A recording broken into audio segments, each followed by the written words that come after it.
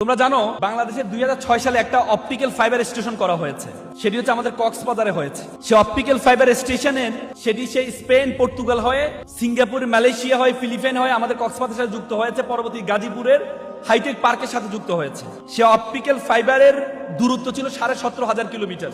17,500 kilometre optical fibre cable দিয়ে পুরো পৃথিবীটা আমাদের হাতের মুঠে চলে আসছে। আজকে আমেরিকা কি করছে আমরা এখান থেকে দেখতে পাচ্ছি। আজকে আমরা এখানে কি করছি আমেরিকার মানুষ ফেসবুকে লাইভের মাধ্যমে দেখতে পাচ্ছে, একটি মাত্র অপটিক্যাল ফাইবারের কারণে।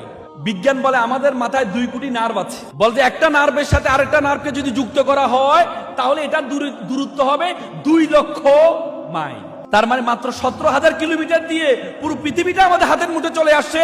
2 লক্ষ কিলোমিটার যে নার্ভ তোমার মাথার মধ্যে আসছে, এইটা দিয়ে পুরো বিশ্ব জগৎ তোমার হাতের মুঠের মধ্যে চলে আসবে। ধারণা আছে বিশ্ব জগৎ সম্বন্ধে? আমাদের এই পৃথিবীর আয়তন কত জানো? এই পৃথিবীর আয়তন কত জানো?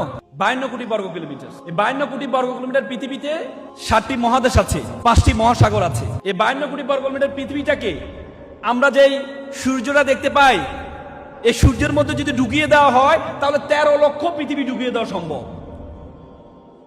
আর সূর্য একটা নক্ষত্র। বলা হয় যে একটা নক্ষত্র আছে জুয়েস ব্যাটেল। সে জুয়েস ব্যাটেল যে নক্ষত্র, এই নক্ষত্রটার আয়তন হচ্ছে সূর্য থেকে 33 কোটি গুণ বড়। সুবহানাল্লাহ বলবা না? বলবা না? হাদিসে আছে আলহামদুলিল্লাহ সুবহানানে তামলাউ ওয়া তামলানে ফিল মিজান। যে ব্যক্তি একবার সুবহানাল্লাহ পড়বে, একবার আলহামদুলিল্লাহ বলবে, আসমান এবং জমিনে যতটুকু ফাঁকা আছে ততটুকু সওয়াব তার আমলনামা দেওয়া হয়।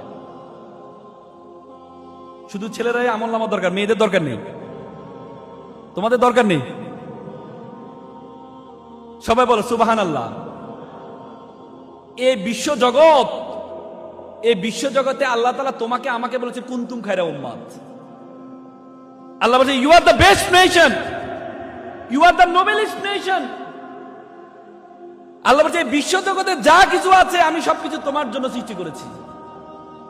হুয়াল্লাযী খালাকা লাকুম মা ফিল আরদি জামিয়া। এই বিশ্বজগতে যা কিছু আছে আমি সবকিছু তোমার জন্য সৃষ্টি করেছি। আর তোমাকে আমি সৃষ্টি করেছি কিসের জন্য? ওয়া মা খালাকতুল জিন্না ওয়াল ইনসা ইল্লা লিয়াবুদুন।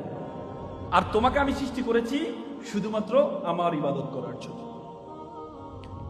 I created everything for you and you are created only worship